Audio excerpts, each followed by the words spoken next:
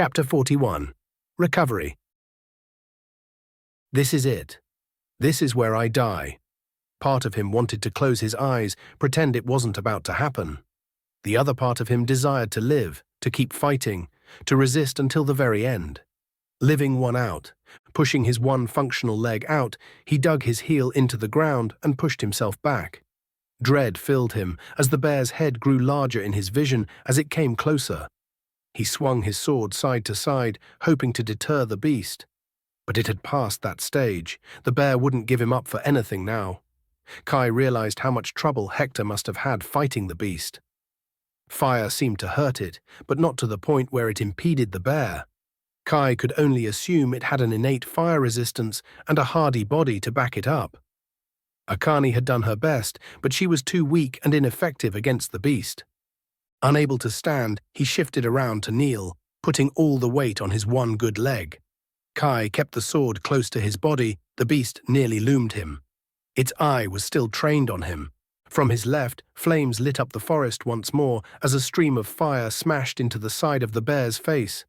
Kai could feel the heat. Even though it didn't touch him, he was uncomfortable.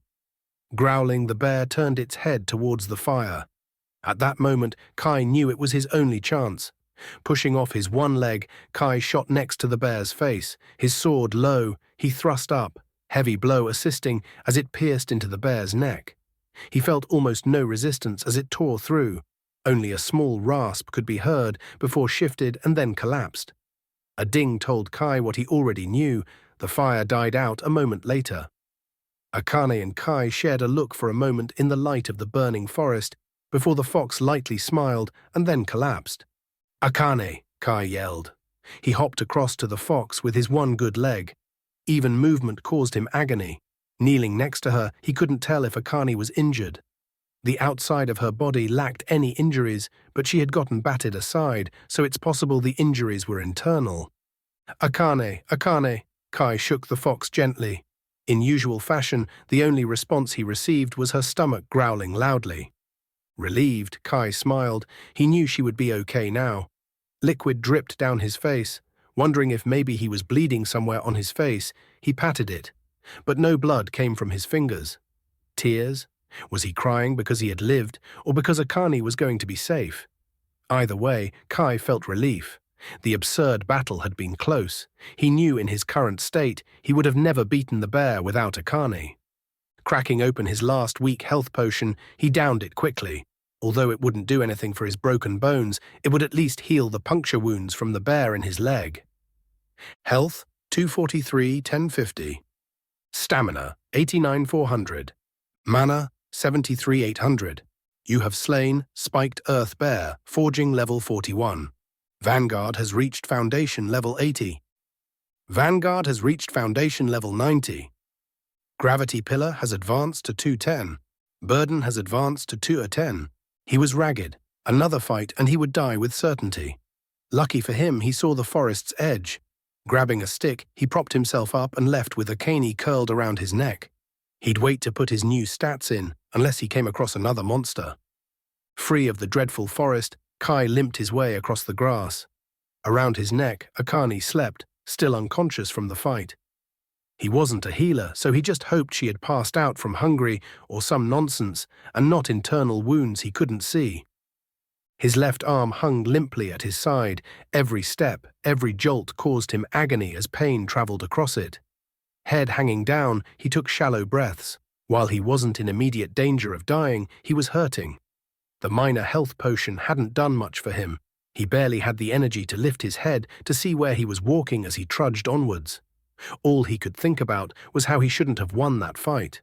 If Hector hadn't injured that beast, then he might have lost and died.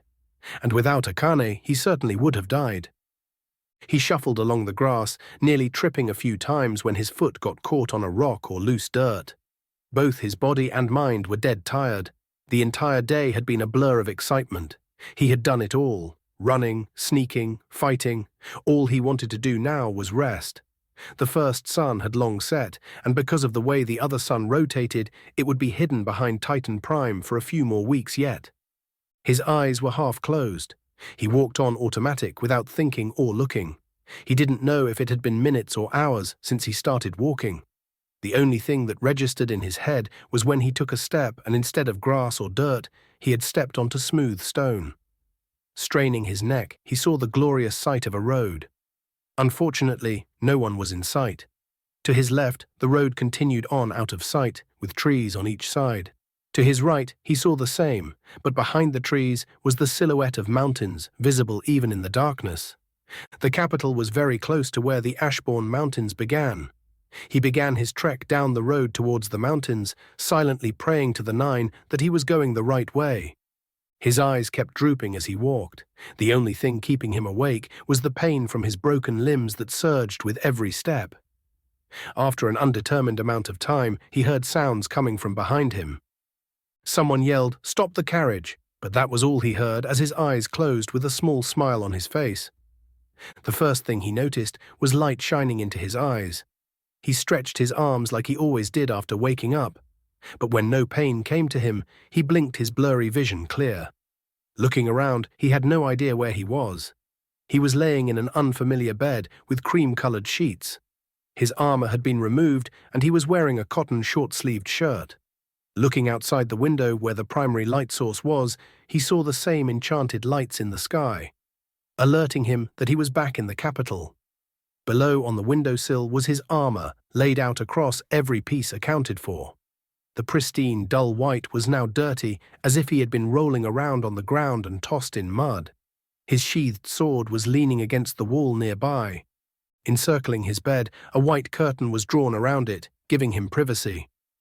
Akane slept on her back with her tongue hanging out of her mouth. A bit of drool leaked off the tongue onto the bed. Kai breathed a sigh of relief. Tears welled up in his eyes. The trip through the forest had been the second worst day of his life, right after being betrayed and dying. Even though it had only been one short day, he thought he was going to die quite a few times. But thankfully, he had come out alive and stronger in the process. "Akane," Kai whispered. With a big yawn, the little fox's eyes popped open. She locked eyes with Kai, letting out a happy yap. Turning over, she jumped into Kai's arm before stretching up and licking his cheek. Her rough tongue tickled him. Moving her head away, Kai could see a string of saliva stretching from his cheek to her mouth. Yuck! He wiped away the wetness with his sleeve. "I'm glad you're all right," he said warmly to his companion. She barked back at him, Kai's interpretation of it being, "I'm glad you're okay too." Or that's what he would like to believe. She could have easily just been informing him she was hungry. Now that he gave it some thought, it was probably the more likely option. Kai's face changed to something more serious. "Akane, that was stupid and brave. You almost died. We both almost died," he said that last part softly. Recalling the events of what he assumed was last night, he realized he had been lucky. The general rule of thumb was not to fight monsters or sentient beings that were an entire realm above you without assistance. Of course, there were exceptions to this guideline, but last night wasn't one of them. What had been most strange was that Akane had found him. She had found him in the middle of a dark forest, many kilometers outside the capital where he had left her. Just how did she find him? How did she get to the forest? There were layers of intrigue and mystery revolving around Akane, including the fact that she possessed an uncanny intelligence that wasn't often found in lower realm monsters. Still holding Akane in his hands, he examined her, trying to see anything out of the ordinary. But the only thing out of the ordinary was the eye roll she gave him. Seeing her reaction, Kai sighed. The only one with the answers he sought was probably his grandfather Roy, the chief of Kitsune Village, but it wasn't as if he could go home until the end of the academic year. "Maybe I am overthinking it," he thought as he watched Akane begin grooming one of her front legs. He swore she kept peeking back up at him ever so subtly, or maybe it was a play of the lights on her eyes. Whatever her uniqueness, she was family. Kai would trust her because she also had risked her life to save him. The only thing likely to come between them was food. On second thought, she might betray me if someone offered her a buffet, he jokingly thought. The curtain was drawn back, revealing a robed man with the signature health symbol on his chest. Oddly, he wore eyeglasses, something Kai had not seen since he had died. "Good, you're both awake," the man spoke with a clear and pleasant tone. He approached, quickly grabbing Kai's wrist. Placing 2 fingers against the underside of Kai's wrist, the man smiled. Good. Good. Back to full health. The swelling to your head has vanished too. Excuse me, sir, what happened? If you're asking what happened to you being brought here, then I have no clue. I was assigned to you as my patient upon your arrival. You had significant trauma to the head, arm, body, and leg. Took 3 sessions to fully heal you. The next step, yes? He turned to someone beyond Kai's vision. There was a little bit of whispering. Kai couldn't pick it up. The healer nodded once before turning back to Kai. I have another patient that is in critical condition. Someone will be here to debrief you. Stay out of trouble. Before Kai could get a word in, the man had vanished from sight. Kai and Akane shared a look. I guess we are waiting, he shrugged. On cue, Akane's stomach growled loudly. Hopefully not too long, he added. During the wait, Kai checked his status. Unspent attributes. Stats available, 50. He placed his stats, giving more attention to dexterity and endurance. If possible, I should try and save my stats going forwards, until I see what I gain when I enter the forging realm. Perhaps the new skills and abilities will give me more insight for my build. Vitality, 110, 115. Strength, 110. Dexterity, 60. Endurance, 50. Intelligence, 90. Wisdom, 90. About 10 minutes later, a woman peeked around the curtain. I was informed you were awake. She gave him a once-over and brought out a book and a writing instrument. I am Linda Farrer, from the Ashbourne Academy's Enforcement and Investigation Division. You are currently admitted to Ashbourne's First Mercy Hospital. The people who brought you to this building told us you were walking on the road next to the Delmash Forest. Would you please state your name for the record? Her tone was curt and demanding. Enforcement Division. Kai hadn't been at the academy too long, but he had heard rumors that whenever the Enforcement Division got involved with something, it was bad news. Kaismo Cineris, first year at the Ashbourne Academy, Kai stated. She jotted it down in her book. I've heard the details of what happened from others in your group, but I would like you to hear your explanation of everything that happened 2 days ago. What? Did you say 2 days ago? Yes, the expedition began 2 days ago, she repeated with a tone of annoyance. I've made regular visits, but you kept sleeping. Sorry, Kai said, annoyed himself. Not like I can control when I wake up after being beat to the edge of death. He started explaining the events that had transpired from beginning to end, including the goblin and possibility of more goblins nearby. The enforcement agent perked up when he mentioned the goblin. He didn't mention Akane's strange appearance, just noting to the agent that they had fought the smaller spiked earth bear and barely won. She closed her book with a resounding snap. It vanished out of sight a moment later. What you mentioned matches a lot of what was found. We will investigate why the bears were in the forest and not in their own territory in the mountains, she said. We did find the body of your groupmate Hector yesterday. His corpse was returned to his ward Franklin Cross. With you confirming your own identity, we now have an accounting of all of the persons lost or dead from the expedition. The forest purge can officially begin. Your hospital bill has been paid in full by the Academy. You are free to leave and return to the Academy at any time. Thank you. She began swiftly turning away as Kai called out, Wait, what is it? She sighed loudly, not even hiding her impatience. Purged? What do you mean purged? 13 students died, 5 of whom were from your own group, and 2 instructors, which again, 1 was your group's instructor. For such a catastrophe to occur, we must rectify the situation. Since they died inside the forest, all creatures inside will be purged.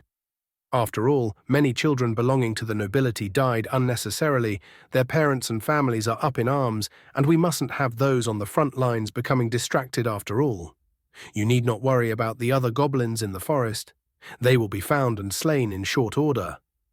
Purged. Even those cute shadow foxes? Kai pulled Akane to his chest, hugging her tightly. While thinking, the lady had left without another word. It was only when Akane's stomach growled again that he knew it was time to leave the hospital for a cafeteria or restaurant before she started munching on a patient's toe, thinking it was a chicken tender or stealing a patient's food. Kai stood and walked over to his stuff. Everything was there, including the pouch of Hector's coin, surprisingly. His black underclothes were shredded, with no possible way of repair, in his opinion. He started strapping his armor to his body, figuring it would be better than awkwardly carrying it, and left to return to the academy.